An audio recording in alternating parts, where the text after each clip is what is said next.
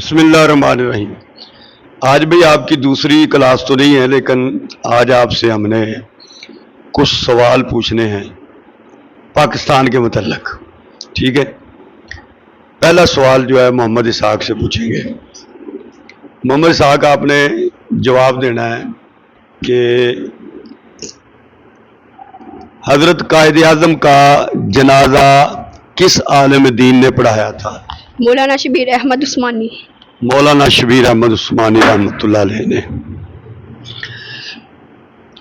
تاہم 1857 کی جنگ میں کون سے بڑے بڑے علماء شامل تھے؟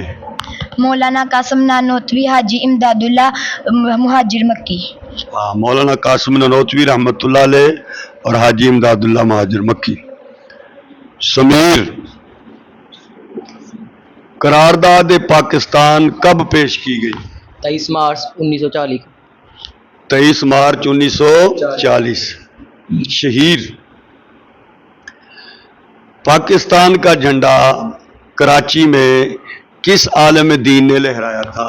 مولانا شبیر احمد عثمانی نے۔ مولانا شبیر احمد عثمانی۔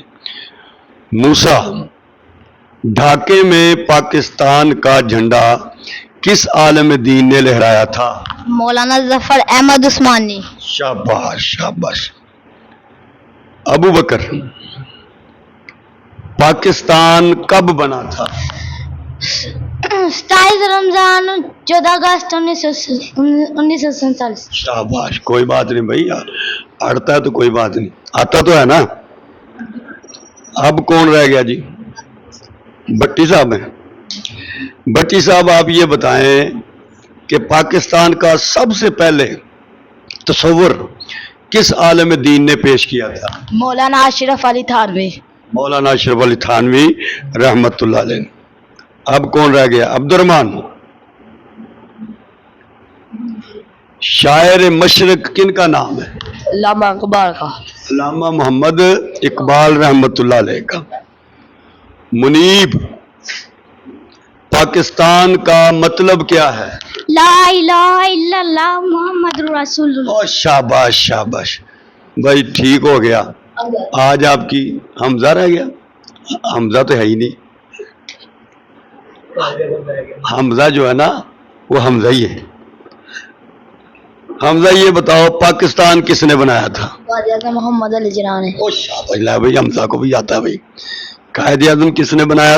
پاکستان کس نے بنایا تھا؟ حضرت قائد اعظم محمد علی جناح رحمۃ اللہ علیہ نے۔